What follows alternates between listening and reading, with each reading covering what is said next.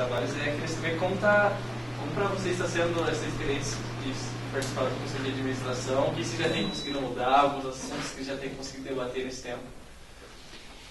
Então, primeiro eu quero cumprimentar a todos e agradecer essa oportunidade de conversar com os estudantes e professores de jornalismo, e nesse caso específico aqui a importância do FOCA para a universidade, né? O FOCA Livre é um importante instrumento de comunicação dentro da universidade, então a gente se sente de alguma forma muito envaidecido com essa possibilidade de conversar sobre os temas que são importantes na universidade.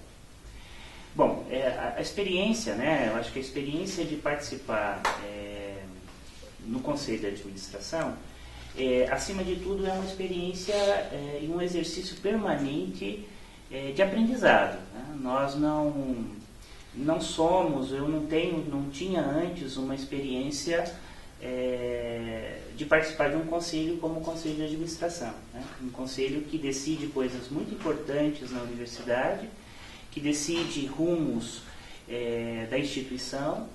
Então, na minha experiência pessoal, né, a participação no Conselho de Administração é uma participação aprendiz, né? Então, desse ponto de vista, eu acho que tem sido um grande aprendizado. Por outro lado, eu acho que também tem uma coisa muito importante de encontrar nesse momento que vive a universidade, da universidade pública, em especial a própria UEPG, um momento muito delicado, né? Um momento muito difícil, uma universidade que está sob suspeição do ponto de vista das preocupações que são vividas na comunidade acadêmica. Então, nós vivemos um momento em que a gente também, como representante, se sente muito responsável, né? Uma vez que a gente foi eleito pelos docentes da universidade, a gente se sente muito responsável por todos aqueles votos que vieram para a gente, né? Que nos elegeram, mas também por todos os docentes da universidade, todos os estudantes, todos os servidores que, ainda que não nos acompanharam em forma de voto, também olham para a gente como representantes da instituição. Então, esse papel de representar é um papel difícil, é um papel duro, porque, na verdade, para os representantes demandam, às vezes, interesses contraditórios, né? Interesses que, muitas vezes, não são vistos ou entendidos como interesses de toda a universidade. Então, do ponto de vista pessoal, né? Agora, com relação à sua pergunta mais direta sobre o que a gente já pautou de uma maneira significativa naquele espaço, né? Eu tenho que colocar nesses termos mesmo, né? A gestão minha e do Ayrton é uma gestão conjugada. Embora eu seja o representante titular, nossa participação ela é conjugada, né? Nós dois participamos juntos, nós dois ativamos juntos o diálogo com a comunidade, né? Então, ainda que às vezes eu fale mais lá, mas na verdade todas as pautas são amadurecidas juntos, né? Por isso a importância do Ayrton estar aqui com a gente. Então, a primeira pauta que a gente colocou, né, a gente participou de uma primeira reunião oficial como representantes naquele conselho. Nós pautamos primeiro a nossa preocupação no conselho com relação à resolução 010/2015 da CEFA-SEAP, que é a resolução que de alguma forma tem colocado para nós muita apreensão, muita preocupação, porque de alguma maneira, né, toca no aspecto da autonomia universitária, né? Uma vez que a resolução ela é uma resolução que vem de cima para baixo e de alguma forma vai interferir de uma maneira muito direta no funcionamento das instituições. Então, a despeito da importância que o Conselho de Administração tem, né, no sentido da sua autonomia, das decisões que são relativas às decisões sobre custeio, convênios e outros temas dessa ordem, é importante a gente ter claro que a resolução ela mexe com isso, na medida em que o governo assume determinadas perspectivas em relação a distribuição orçamentária hoje existente na universidade. O segundo tema que nós pontuamos no Conselho de Administração foi a questão da internet dentro da universidade, né? Nós, enquanto representantes, temos recebido por parte de estudantes, servidores e professores muitas reclamações quanto ao funcionamento da internet dentro da universidade, né? Então nós solicitamos àquele conselho pedimos àquele conselho, né, especialmente a administração da universidade, quais são os investimentos que estão previstos para o melhoramento, né, do funcionamento da internet dentro da universidade. Principalmente porque há lentidão, há falhas, né, intermitências e outros problemas de não captação do sinal dentro da universidade, né? Pelo menos isso tem sido experimentado de uma maneira bastante forte lá em Umburanas, né? E o outro tema que nós pontuamos naquele conselho foi sobre a rotina de reuniões do Conselho de Administração. Hoje a rotina é uma reunião mensal, né? Uma reunião que acontece sempre no começo do mês, né? Na primeira segunda-feira do mês. E evidentemente que isso, em se tratando de uma universidade tão grande como a UEPG, nós temos então aí a dificuldade de uma agenda muito grande, né? Na última reunião do CA nós tivemos 71 pontos, né? Então nós solicitamos, vamos formalizar essa semana ainda, um pedido formal para que as reuniões mudem a sua rotina, né? Antes o CA funcionava toda segunda-feira, né? Agora funciona ele só acontece uma vez por mês. Então nós queremos então discutir esse tema. Mas eu passo agora a palavra um pouco para o Ayrton para ele falar um pouco da experiência dele. Muito bom dia a todos. É um prazer estar aqui com vocês do Departamento de Jornalismo, acadêmicos e docentes e participando de um diálogo com o FOCA. Que a gente sai das atividades docentes, primeiro para representação num órgão superior da universidade, que é algo diferente. A gente sai do nosso cotidiano visando uma representação que seja, na prática, uma representação que pense a coletividade da universidade. E isso que nos motivou, ou seja, sentindo a falta de representatividade nesses conselhos superiores, que foi dos nossos pontos de campanha, que nós sentimos a necessidade de maior número de docentes nesses órgãos superiores que fossem eleitos, e não só por questão da posição, por exemplo, dentro da administração, que são automaticamente conduzidos àquele conselho, de tal forma que as pautas elas ficam bastante difíceis de serem pontos controversos, de serem as decisões serem modificadas se não for diferente daquilo que a administração almeja. Então, nossa experiência agora tem sido de evidenciar, na prática, aquilo que nós pautamos como democracia e transparência. Nós sentimos em 2 reuniões que é exatamente o que nós dizíamos antes, é de fato aquilo que nós precisamos na Universidade Estadual de Ponta Grossa, né? Então, por se um lado o Robson fala de aprendizado, por outro o professor Robson já foi protagonista na primeira reunião que teve a palavra, ou seja, observamos que na sua fala, nos seus questionamentos já busca pontos chaves, né? Pontos chaves de discussões e processos. Por exemplo, um dos aspectos que ele mencionou com relação a pautas, foram 71 processos na reunião do mês de outubro, ou seja, é um número muito alto, muito embora pode ter sido uma homenagem ao nosso número de chapa, né? Chapa 71, mas é inimaginável que numa reunião tenha 71 processos. Muito embora alguns sejam mais burocráticos, mas há outros processos que são muito extensos, convênios com empresas particulares, que são várias páginas, que é preciso, não dá tempo de você ler, sendo que os processos são liberados poucos dias antes da reunião, mesmo para os conselheiros. E que de tal forma que tem erros de digitação, há outras cláusulas contratuais que precisam de um debate, né? Então isso já é uma coisa que nós observamos e pautamos como diminuir a periodicidade ou mesmo dar poder aos órgãos que são de base, vamos dizer assim, aos departamentos, aos colegiados setoriais, para que determinados processos não precisassem necessariamente tramitar pelo Conselho de Administração. Então, isso assim permitiria debater temas cruciais e que se pudesse pensar, não só tomar decisões, mas também discutir os caminhos que a universidade está tomando. E com uma pauta dessa extensão, com apresentações antes, e a reunião começou às 9 horas da manhã, com 2 apresentações do NUTEAD, por exemplo, e da PROEX. A reunião efetivamente começou às 10 horas da manhã, da discussão dos processos, e terminou por quase de 1 hora da tarde. Por exaustão, praticamente, porque já todos cansados e ainda processos sendo inclusos na pauta, e outros que ficaram sem poder analisar. Entre um deles seria o regulamento da Casa do Estudante, que havia sido tirado de pauta da reunião anterior, não foi colocado em pauta novamente, porque já era 1 hora da tarde, e seria um tema que demandaria uma leitura e uma reflexão mais cuidadosa. Então nós estamos aprendendo, por outro lado, estamos tomando posição, e de tal forma que o professor Robson, sim, foi um protagonista na reunião, executando exatamente aquilo que nós havíamos planejado durante a nossa campanha, pegando os pontos que a gente entende que são relevantes do ponto de vista da administração da UEPG. Eu tenho uma pergunta.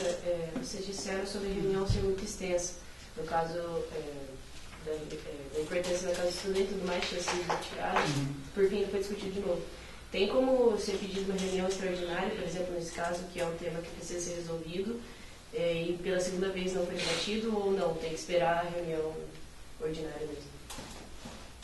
Bom, é possível pedir reuniões extraordinárias em qualquer momento, dependendo da temática. Assim como o professor Robson havia sugerido uma reunião extraordinária para a questão dessa resolução 010, né, do governo do Estado. Então, há possibilidade de solicitar isso. Seria importante até partir dos próprios representantes discentes naquele conselho, já que é um tema que está diretamente relacionado à comunidade discente. Mas não que nós, como representantes, iremos só tratar de assuntos relativos aos dos acadêmicos, mas seria interessante, tanto que o conselheiro Amazonas, naquela reunião, na primeira reunião, mencionou isso e passou a iniciar as discussões sobre o regulamento da Casa do Estudante, e posteriormente foi pedido, como havia muitos pontos que havia discussão, então foi pedido a retirada de pauta, mas sem dúvida que pode, inclusive seria interessante, já que há muitas cláusulas, taxas, né, a questão da administração, como a UEPG vai administrar isso, a questão da organização e da limpeza, de um modo geral, visitas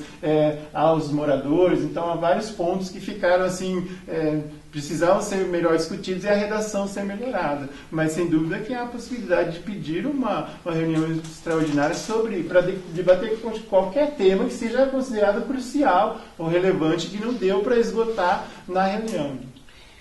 Tem um aspecto disso que você nos pergunta e que está presente na fala do Ayrton, que embora a gente vá discutir, aprovar, apreciar e deliberar sobre um regulamento, né, um regimento de uma casa de estudante da universidade, né, nós temos que, às vezes a gente tem um olhar para esses documentos de um ponto de vista muito formal, né, quer dizer, o documento como aquilo que vai reger determinadas regras e pronto, né. Mas é preciso perceber que muitas vezes, e na maioria das vezes, né, um regulamento, um termo de compromisso, um convênio, documentos que são aparentemente técnicos, eles envolvem concepções de universidade. Né? Por exemplo, na última reunião do Conselho de Administração, nós conversamos bastante, eu e Ayrton, e com outros estudantes, inclusive, que nos perguntávamos como seria nossa atuação em relação a esse regimento, né? E, por exemplo, nós já identificamos ali um ponto que, do nosso ponto de vista, é complicado. A cobrança de taxa para os estudantes que vão morar na casa do estudante.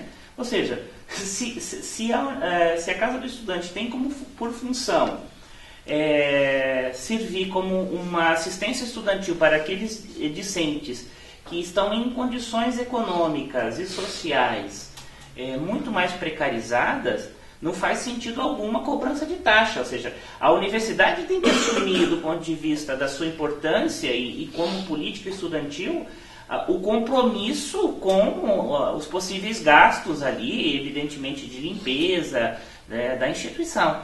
Veja, os documentos, eles não são apenas regras, eles são concepções aplicadas. Né? Então, nós, se não tivesse esse tema sido tirado de pauta, certamente nós, enquanto conselheiros, nós cobraríamos daquele conselho uma discussão mais aprofundada, mais amadurecida sobre a concepção. Por quê? Né? Eu acho que tem um outro tema, né, aí que nós vamos precisar debater e que é tema, sim, do Conselho de Administração. A dedicação de mais recursos da universidade e a lida mais comprometida da universidade com política estudantil. Né? Então, veja, uma coisa é a gente ir lá aprovar um regulamento, a outra coisa é as demandas que esse regulamento tem dentro do funcionamento e da própria existência da universidade. Para muitos estudantes, talvez não seja para nós que estejamos aqui, mas para muitos estudantes, a Casa do Estudante ela é crucial, ela é fundamental para a permanência do estudante na universidade. Isso não é uma benesse do Estado ou da universidade com esses estudantes, mas na verdade, aquilo que pode fazer com que determinados sujeitos e protagonistas da sociedade tenham acesso à universidade, né, enquanto pública. Né? Boa parte desses estudantes indígenas que vêm para a universidade, hoje são 22, não são todos que moram lá, porque alguns já casaram, estão na cidade, já namoram, então têm sua vida própria. Mas boa parte desses estudantes que vêm das comunidades, eles acabam morando lá, até porque eles recebem uma bolsa para se manter na universidade, que varia de 600 a 950 reais, dependendo se tem filho ou não. Mas ainda assim, né, por eles estarem na comunidade, morarem lá, e muitas das vezes os homens, né, no caso dos homens, ser quem sustenta a família, ter que sair de lá, vir para cá estudar, largar o emprego, largar a família lá, acaba sendo que boa parte do dinheiro que eles recebem acaba enviando para a família lá, porque a família ficou. Então, até um dos estudantes que eu conversei, que é o Renato de odontologia, ele mora na Casa do Estudante, e ele até comentou que quando ele veio para cá, ele teve dificuldade para conseguir vaga na Casa do Estudante, isso em 2014, porque a Casa do Estudante, pela situação que estava, eles não queriam deixar mais nenhum aluno entrar, não queriam abrir novas vagas. Só que, como ele mesmo disse, se ele não morasse na Casa do Estudante, não ia ter como ele ficar aqui. Ele não tem condições de pagar um aluguel, ainda mais no preço que estão os aluguéis hoje em dia. Então, a Casa do Estudante realmente é uma solução para eles, para que eles tenham a possibilidade de, pelo menos, tentar se manter por um tempo por aqui. E ele falou que já teve pessoas que desistiram de continuar aqui, também justamente pela situação a qual está a casa lá. Porque por mais que eles tenham um padrão de vida diferente do nosso padrão de vida, ainda assim, a situação que está a Casa do Estudante não é vivível para ninguém, infelizmente. Eu acho que nesse aspecto é importante a gente evidenciar o seguinte, né? A presença de estudantes indígenas na universidade não pode ser entendida como um peso, não pode ser entendida como um problema, né? A presença indígena dentro da universidade tem que ser entendida como um processo de inclusão muito importante, né? Há na sociedade, e acho que dentro da universidade, de alguma maneira, talvez não explicitamente, a ideia de que o indígena ele deve ficar no seu lugar, ou seja, na aldeia, e não passar por nenhum processo de escolarização e nem, evidentemente, de ensino superior. Mas essa é uma visão muito preconceituosa e muito excludente, né? Porque as sociedades indígenas, elas participam da vida da sociedade de alguma maneira, né? Ainda que com sistemas culturais muito diferentes, né? Por quê? Porque na medida em que eles também enquanto indígenas, não passam pelo ensino superior, não vivenciam essa realidade, o que acontece? Eles precisam desses conhecimentos que estão dentro da universidade para entender o sistema cultural que os oprime. Hoje nós vivemos no Brasil uma situação em relação às populações indígenas profundamente perversa. As populações indígenas do Brasil hoje estão sendo exterminadas. Então, a presença indígena da universidade não tem que ser só olhada como uma resposta a uma legislação que obriga a presença indígena na universidade. A universidade tem que assumir esse papel. Né? Então, a defesa da casa da estudante não pode ser a defesa do regimento da casa, mas nós temos que pensar a ampliação da casa, nós temos que exigir a ampliação da casa, né? Até para que esses indígenas possam permanecer na universidade e, de volta para os seus universos sociais e culturais, poderem contribuir com os grupos que estão hoje vivendo uma situação realmente muito difícil. O Robson destacou a questão da falta de uma política que tenha a possibilidade de expansão dessa questão dessas ações de inclusão e permanência. Eu já usufruí dessas políticas de inclusão e permanência na graduação e na pós-graduação. Morei numa casa de estudante modelo com 96 vagas, onde a universidade assumia toda a administração, a manutenção, a limpeza das áreas comuns. Só agora que a Universidade Estadual de Ponta Grossa se prontifica, através da elaboração do regulamento, também assumir a questão da manutenção da casa de estudante.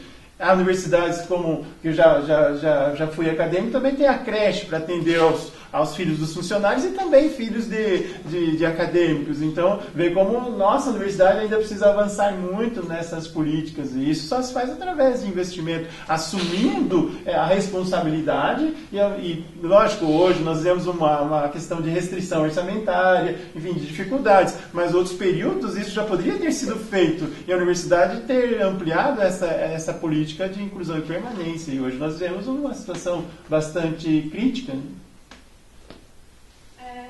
Vai ter um vestibular para os indígenas. E a casa do estudante está fechada para receber novos moradores.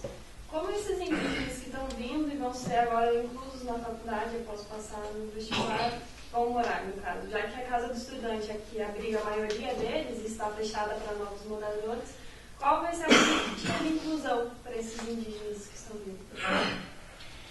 Eu acho que é uma incógnita, né? A gente não tem, veja, as condições, quer dizer, as vagas, primeiro que as vagas da casa dos estudantes são limitadas, né?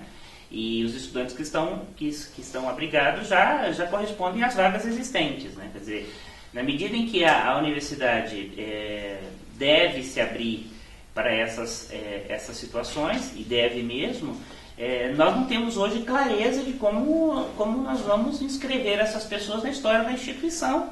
Por quê? Porque criar condições para a permanência deles é fundamental, né? Quer dizer, só com a bolsa a gente entende que é uma situação mais delicada, mais difícil, né? Então, o que nós nos propomos evidentemente, conversar enquanto conselheiros. Eu acho que até essa é uma coisa que nós vamos acolher como um elemento, né, de investigação desse tema dentro do Conselho, né, de tocar porque nós, como representantes do CA, temos a prerrogativa de pautar esses temas lá, né, colocar na palavra livre. Então, essa preocupação, né, realmente que vinha colocada num âmbito mais geral, né, no sentido... Porque nós temos que saber o seguinte, que nós não temos só a necessidade de vagas para estudantes indígenas dentro do restaurante universitário, da casa do estudante. Nós temos que ter acesso de todos aqueles estudantes que estão vivendo em condições difíceis, né, dentro da instituição, né? E isso não passa só pela questão da moradia estudantil. Passa também, por exemplo, o acesso a recursos, né? Tem muitos estudantes que não têm condições de pagar os xerox para os textos que muitas vezes precisam dentro da instituição. Isso é uma realidade que tem que ser e que envolve uma discussão que certamente não somos nós dois só que vamos poder pautar isso, mas que é algo que é uma sensibilidade que precisamos aprofundar em toda a universidade com relação a quem serve a universidade. A universidade serve para as elites ou a universidade serve para toda a sociedade, né? E, por exemplo, hoje se prevê a questão da seleção, né, no regulamento, mas nas residências estudantis onde eu tive a oportunidade de morar, fazia seleção anualmente. Agora, não adianta você fazer uma seleção e vendo aquele que tem menor condição socioeconômica, ele vai ocupar a vaga. E aqueles que lá estão, serão porventura desalojados, então você só substituiria. Hoje o estudante entra e permanece até o período em que ele conclui a graduação, mas isso não vai adiantar. Selecionar por condição socioeconômica, enfim, você terá um grande número de pleiteantes da vaga. Então, o que se precisa é a expansão do número de vagas, e isso não é uma coisa que se faz de uma hora para outra. Eu tenho uma pergunta. Seria sobre as licenciaturas aqui da UEPG. Percebe-se que elas são realmente deixadas de lado pela universidade, tem-se muito essa fala, esse debate. Vocês acham que na prática poderia se fazer algo para se mudar essa situação, para se reverter isso, para que as licenciaturas possam ser olhadas com outros olhos, ou pelo menos ser olhadas? Essa é uma questão muito importante, muito interessante, que a gente poderia falar aqui por muito tempo, né? Uhum.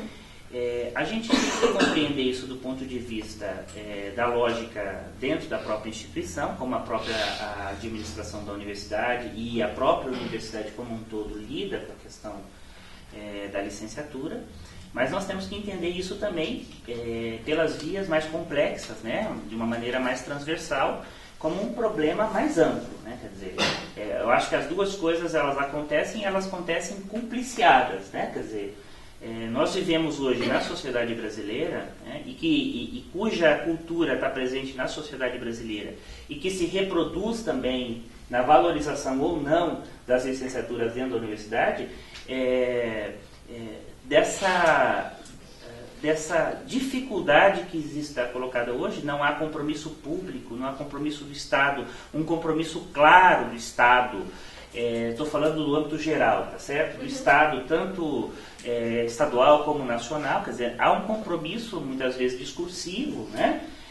Mas não concreto. Do ponto de vista estadual, a dramaticidade, por exemplo, veja, ainda que nós pensamos políticas de valorização das licenciaturas da universidade, nós temos que entender isso de uma maneira mais complexa, né?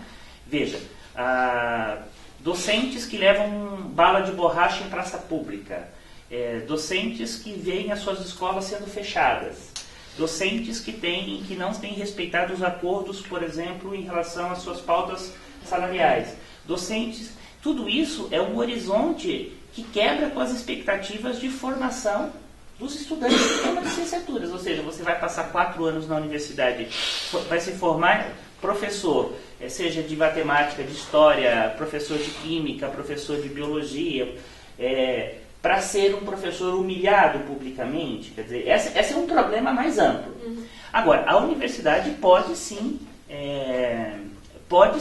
atuar de uma maneira muito mais enfática em relação a isso. A primeira questão, e isso é algo que a gente ouviu em toda a campanha, minha e do Ayrton, na universidade, de que a lógica, não há um equilíbrio da maneira como a gestão da universidade equilibra o investimento da universidade dentro da instituição. É visível, por exemplo, que os cursos são tidos como cursos de, entre aspas, essenciais da universidade, né? Aqueles cursos que, de uma forma, são cursos mais elitizados, né? Vocês sabem que isso acaba acontecendo dentro da universidade, né? Então, os cursos de licenciatura, eles primeiro sofrem pela ausência de expectativas dos estudantes. Segundo, dentro da universidade, a universidade vai precisar, em algum momento, dedicar alguma atenção para, por exemplo, uma ampliação do número de bolsas de permanência para os estudantes da licenciatura dentro da universidade. Por quê? Porque a permanência desses estudantes, muitas vezes, ela é dificultada. Por quê? Porque muitos estudantes das licenciaturas são de origem trabalhadora, são trabalhadores pobres, filhos de trabalhadores pobres, né? E evidentemente que isso marca profundamente as dificuldades, né? Há muita desistência também desses cursos de licenciatura, alguns mais, outros cursos menos, né? Mas as licenciaturas, elas deveriam ser tomadas como um esforço de identidade de uma identidade muito mais altiva, de uma identidade mais autopromocional desses cursos dentro da universidade. Né? É lamentável, e aí isso não envolve só a administração da universidade, mas envolve toda a comunidade universitária, né? É aquela pergunta, você faz história? Você faz história. Né? Há toda uma preconceituação, que é extremamente... O estudante da licenciatura dentro da universidade, ele se sente oprimido. Essa é uma realidade. Então, nós precisamos pensar isso. Eu não tenho soluções para esse problema dessa maneira, de uma maneira... Né? Porque ele é uma questão muito mais complexa, mas que evidentemente pode ser tomado de uma perspectiva muito mais audaciosa da instituição, na medida em que ela visa... E aí é preciso entender o seguinte, que o apagão de professores, ele não é um problema que vai afetar só a universidade, vai afetar toda a sociedade. Né? O apagão está aí, o apagão é algo que está presente aí. Né? Essa questão a gente pode, talvez, pautar em debates, mas isso não é uma coisa simples de ser resolvida, porque é dentro de uma perspectiva da própria inserção no mercado de trabalho daqueles que cursam as licenciaturas. Eu faço parte do curso que não tem a licenciatura, e a gente não ouve tanto assim essas queixas, né? Até porque muitos profissionais da área muitos professores acabam tendo atividade fora da universidade, ou cursos que prestam serviços ou prestam algum tipo de especialização que conseguem captar recursos também e que nem sempre tem a mesma perspectiva da licenciatura, né? Então tem cursos que oferecem uma especialização e acabam paga e acabam de alguma forma canalizando recursos para compra de equipamentos, e essa é uma perspectiva que a licenciatura vai ter. Então, cada um vai acabando docentes tentando angariar, trazer recursos para a universidade para suprir essa falta de investimentos, e que quando você entra em contato com os cursos de licenciatura, isso é muito mais evidente, em cursos que são essenciais do ponto de vista da própria sociedade e que se sentem realmente não só os acadêmicos, mas professores. Então, quando você sente o professor numa condição de esquecimento, ele fala em desprezo, ele fala que há omissão administrativa, e qual é a perspectiva que ele vai transmitir para o acadêmico? Então, isso é algo muito grave, quando esses cursos que sustentam, digamos assim, o ponto de vista da construção da sociedade, do ponto de vista da educação, acabam não tendo esse reconhecimento, a valorização e o investimento necessário. E aí a nossa questão é como a universidade utiliza esses recursos. Nós não sabemos.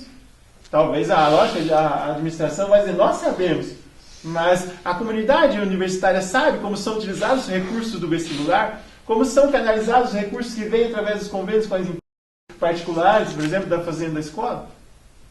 Essa é uma questão que nós precisamos ter a própria coletividade poder participar das decisões e como esses recursos são investidos. Um desses recursos não seria o dinheiro destinado ao RU, aos novos contratos que poderiam ser feitos para novos funcionários? Ou a falta dos funcionários, isso também não passa por vocês? Ou não seria um tema pautado devido às grandes reclamações de falta de funcionários, atendimento precário, grandes filas? Esse na verdade, você está nos colocando uma questão que é uma conjunção de dois problemas que se cruzam aí, né? E que demanda para nós uma reflexão de qual concepção de universidade nós temos. Veja, se eu entender, e é o que eu penso o contrário disso, se eu entender que os recursos próprios da universidade vão ter que manter o restaurante universitário, nós estamos aprofundando dentro da universidade a noção da privatização da universidade. Você entende? Quer dizer, na medida em que a gente acha que o Estado não está dando conta de suprir através de servidores, de alimentação dentro da universidade, e que a gente vai buscar nos convênios privados ou com as empresas privadas os recursos para que viabilizar, nós estamos resolvendo um problema, mas destruindo a própria lógica da universidade pública, né?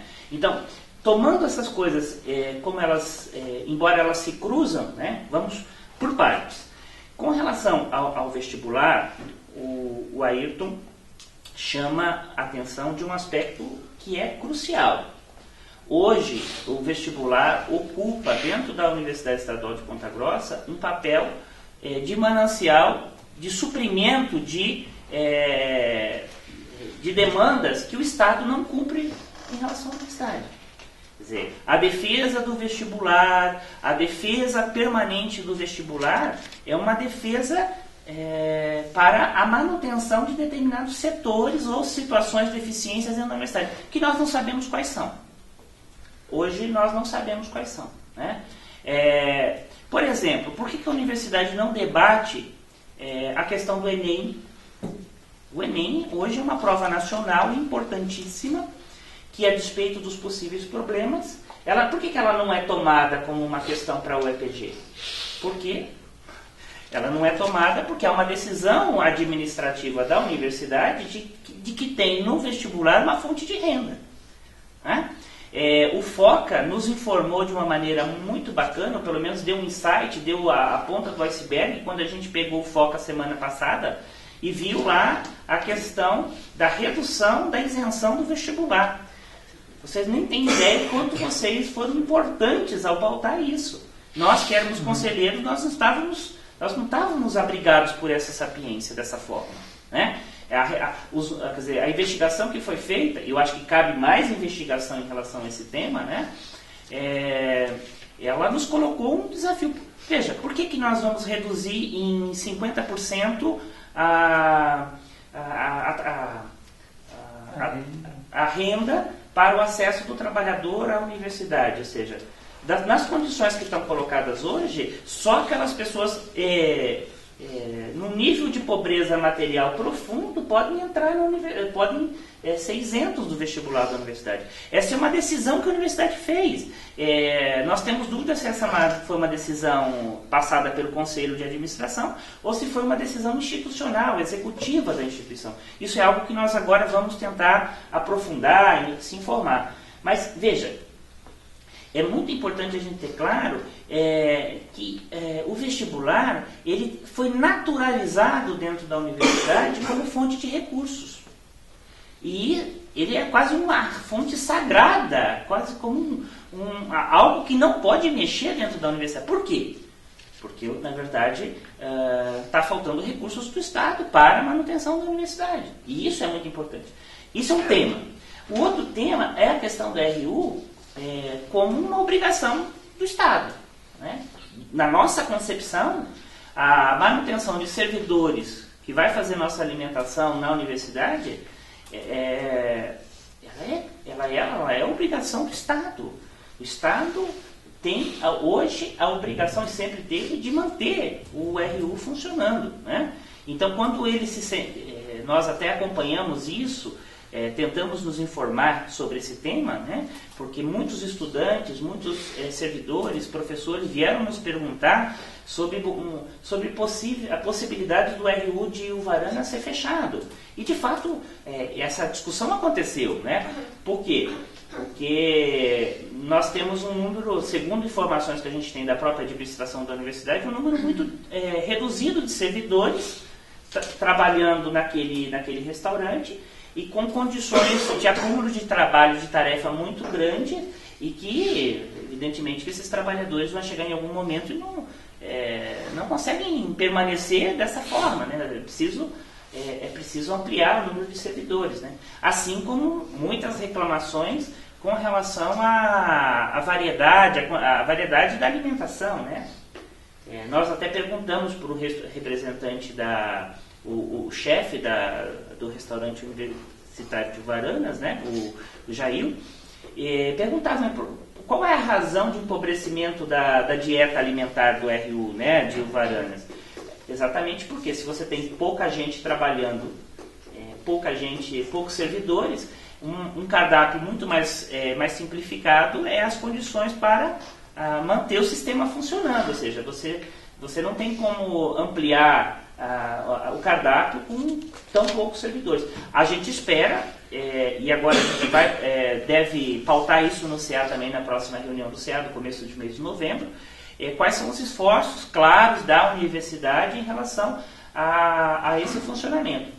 E há um debate também que não nos chega de uma forma, não chega para nós de uma forma oficial, como nota pública, né? Está em discussão sobre se o restaurante universitário deve ser só para os estudantes ou também para professores e servidores. Então, esse é um debate, porque numa situação em que há uma crise social, uma crise econômica muito mais ampla na sociedade, a procura pelo restaurante universitário vai aumentar, né? E evidentemente que estabelecer cotas aí para estudantes significa quebrar com a visão fundamental que a universidade tem que funcionar para todos, né? Quando você limita o restaurante universitário só para estudantes, você quebra com a natureza profunda da instituição, né? Que é servidores, professores e estudantes que participam dessa dinâmica, né? Então, respondendo à sua questão, eu acho que são duas questões que não devem ser tomadas num prisma comum. Elas têm que ser buscadas refletir dentro da concepção de universidade, uma concepção mais ampla de investimento do Estado, tanto no RU, como também investimento maior do Estado em relação à universidade, para que não seja tão crucial o recurso do vestibular para a universidade, né? Eu acho que nós não podemos pensar isso como essa canalização de recursos através de convênios para suprir essas carências que a universidade sente, porque isso é uma obrigação do Estado. A universidade não pode pegar recursos que seja de um convênio com uma empresa privada e contratar funcionários, né? Não pode utilizar recursos com essa finalidade. E alimentarmos, quer seja através de um curso de especialização que seja pago, ou de um convênio, ou dinheiro do vestibular, alimentar a ótica da precarização e da privatização. Ou seja, isso alimenta aquilo que nós já estamos vivenciando. Se cada docente, cada curso buscar uma forma de angariar recursos, nós alimentamos a própria situação que nós vivemos. Então, é uma coisa que a gente tem que pensar. O recurso ele tem uma finalidade específica, supre algumas carências, mas não pode ser a ótica principal. Agora, todos nós vamos pensar em maneiras de trazer recursos para a universidade. E os recursos não podem ser utilizados para essas situações. Vocês têm ouvido muitas queixas de servidores, estudantes e até das pessoas que trabalham lá e das pessoas que vão comer no RU. Vocês têm ouvido se as pessoas estão procurando vocês para tratar de algumas coisas ou não? A gente tem ouvido sim, né? Pontualmente, né? Assim, eu, por exemplo, utilizo do restaurante universitário nas quintas-feiras, que eu fico o dia todo no campus, né? Fico de manhã, tarde e noite no campus, então a gente usa o RU. Então a gente percebe, né, que as pessoas reclamam bastante, né? Reclamam das filas, reclamam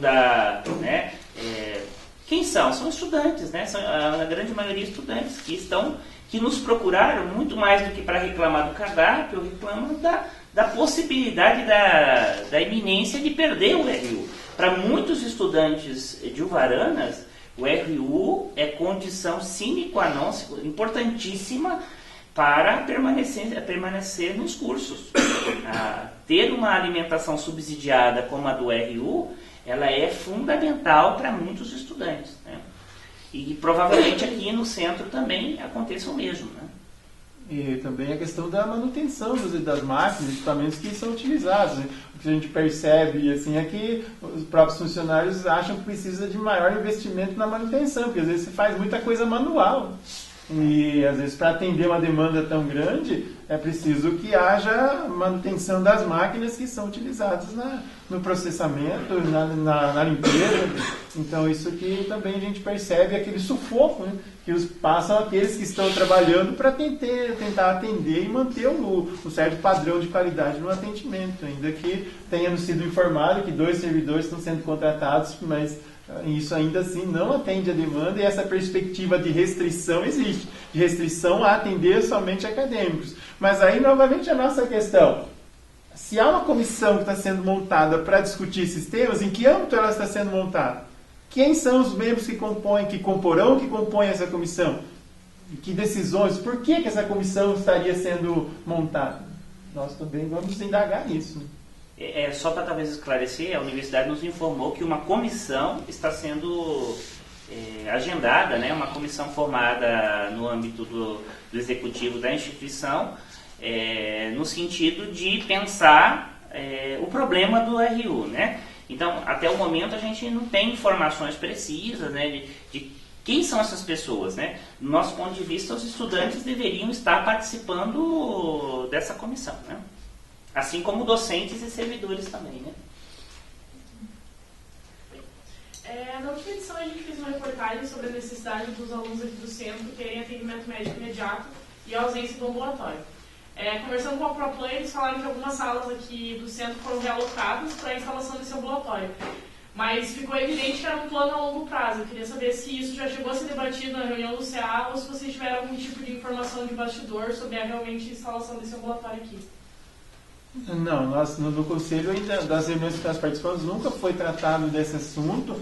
Aliás, isso não é só de ambulatório, né, que precisa aqui, espaços de permanência, de convivência, tanto para acadêmicos quanto para docentes. Então, há uma falta de... Bom, hoje já não comporta mais todos os cursos e, enfim, servidores, docentes no mesmo espaço. Então, isso ainda não foi tratado. É mais uma carência, né, que se apresenta. No campus já tem mais espaço e possibilidade para esse tipo de, como tem lá o ambulatório, tem a farmacoscola, o laboratório de análises clínicas, para atender alguma demanda, mas aqui realmente fica muito carente e não sei qual é a perspectiva de como fazer com que os espaços sejam, talvez, construção, talvez não comporte mais. Então, todos os espaços estão ocupados e há carência para várias outras demandas. Então, esse é um ponto crítico que também nós vamos tentar levar, ou pelo menos obter mais informações sobre isso, que ainda no Conselho essa questão não chegou. Eu tenho uma pergunta. Eu estou investigando para essa próxima edição, eu acabei vendo que lá no campus está acontecendo algumas quedas de energia. Não sei se vocês poderiam repassar alguma ideia de como que isso acontece lá, se é frequente ou não. Se isso prejudica de alguma forma ou se isso já é um debate, já está sendo discutido por vocês. Bom, lá a gente sente assim, já se fala da energia elétrica, né? Bom, lá, volta e meia, a gente tem essas alternâncias, o picos, mas de um modo geral, quando há manutenção, a própria prefeitura, através dos colegiados setoriais, repassa a informação quando haverá cortes, exceto de cortes de energia, já previstos para algum tipo de manutenção na região, né? Mas, exceto se há alguma outra, um problema climático ou chuvas assim, que provoque algum tipo de acidente que venha a interromper o fornecimento. Mas, de certa forma, por outro lado, existe essa questão de, pelo menos, informar. E isso é resultado de reparos que são feitos de um modo geral. Então, talvez a questão da energia elétrica não seja tão crucial, tão emergente quanto a questão da internet, que a gente sente a necessidade da falta de investimentos e não atende a demanda. Então, a questão da energia elétrica, ainda que haja volta e meia algum tipo de oscilação, para nós ainda não parece ser assim um problema mais emergente. E, de um modo geral, há uma informação quando há a previsão de manutenção, quer seja no campus ou fora, na região, que vai provocar algum tipo de interrupção de fornecimento de energia elétrica.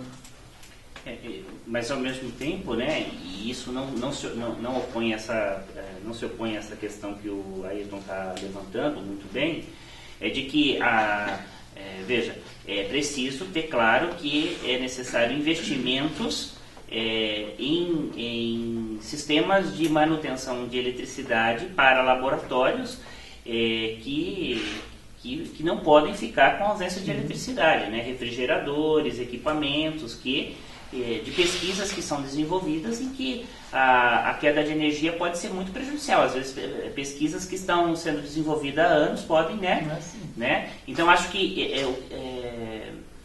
a gente não tem, assim, informações precisas, né? Ou situações precisas, ou reclamações precisas que nos vieram moduladas por isso. Agora, a gente sabe que essa questão ela é uma questão de peso, né? Quer dizer, a manutenção, ainda que com a queda de energia planejada pelo sistema elétrico ou não, deve ser mantida para situações ou espaços específicos da universidade, né? Que há equipamentos que são caríssimos e que não podem ser simplesmente desligados, né? E é lógico que afeta muitas pesquisas, e isso assim, já parte para outro campo, né? Que é a questão da manutenção, da instalação de geradores, e passa por outros aspectos, como uma simples troca de lâmpadas. As coisas são, se você for pontuar vários aspectos que permeiam a questão agora no âmbito interno, aí as coisas são relativamente críticas. Temos tempo para uma última questão. Queria saber de vocês como vocês veem que o FOCA está sendo, como o FOCA está chegando para a comunidade universitária. Se vocês pudessem.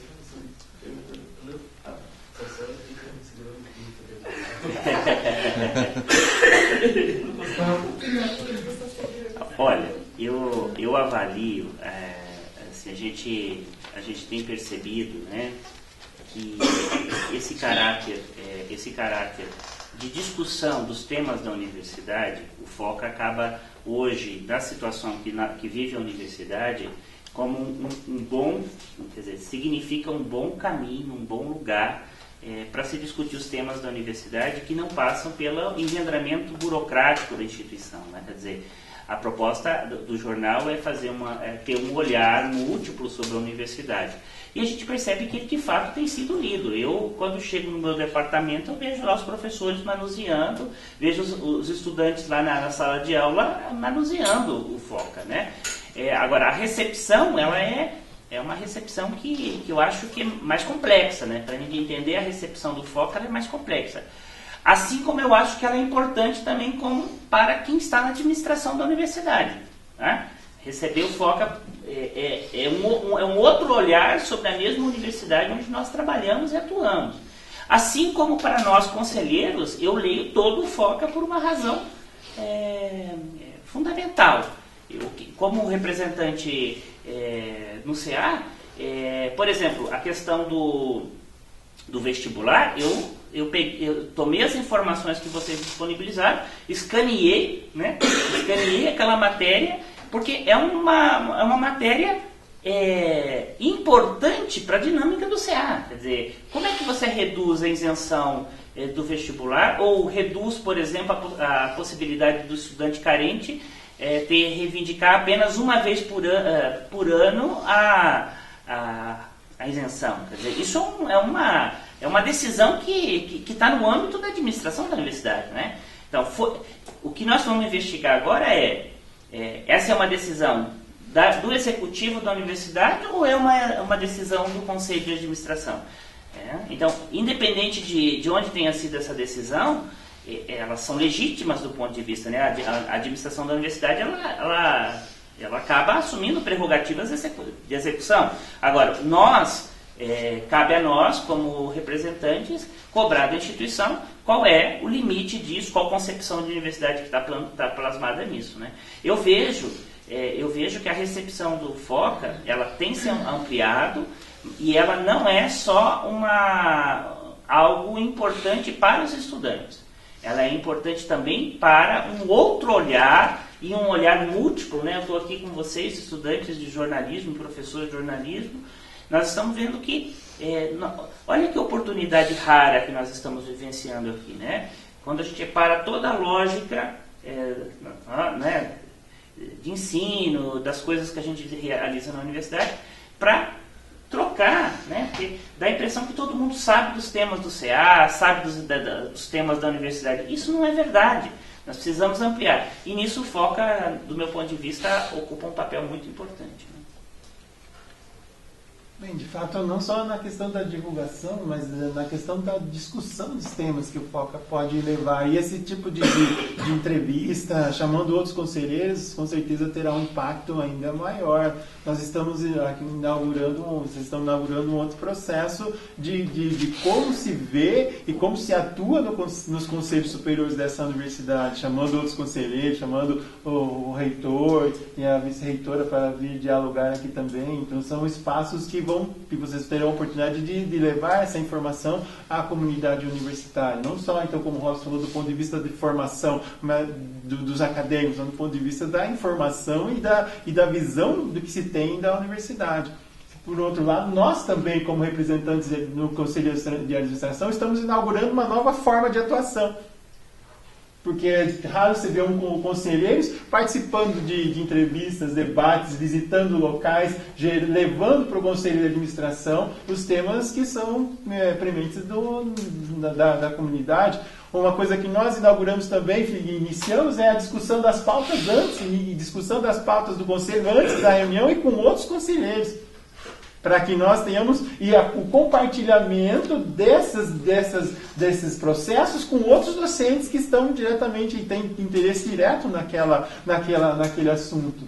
Então vejam como as coisas se ampliam, e que esse tipo de debate, diálogo pode melhorar a própria administração da universidade. Então eu entendo que a nossa representação no Conselho de Administração inaugura uma nova época.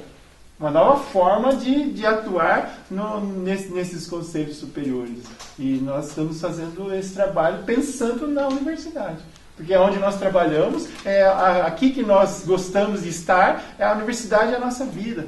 Nós somos docentes, saímos do âmbito da sala de aula, mas em função da defesa daquilo que nós entendemos, para onde caminha a universidade, quais são as perspectivas futuras que nós temos. E nisso, o FOCA vai exercer, e exerce um papel importante.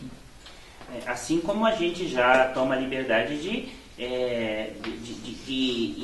numa situação de diálogo, na medida em que vocês, o FOCA, se abre para conversar com a gente devolve para vocês esses temas para que possam ser, de alguma forma, melhor tratados, melhor desenvolvidos, amadurecidos. Por exemplo, a Fazenda Escola da Universidade.